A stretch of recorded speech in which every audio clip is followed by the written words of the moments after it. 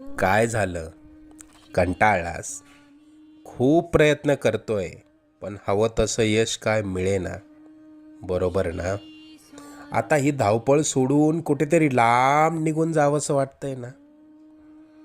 अजून किती दिवस सोसावं लागणार हेच तुझ्या डोक्यात कायम असतं. त्याच गोष्टींना पुरता कंटाळून गेलायस तू. मला माहिती आहे, या वेदना आता तुला सहन होत नाहीये. यापुढे अशी समस्या तुला सतावणार नाही. तू आजपर्यंत भरपूर दुःख सहन केलंस. तुझी वाईट वेळ संपून जाईल. त्यानंतर येतील सुखाचे सोन्यासारखे दिवस. बाळा, तू प्रयत्न करत राहा.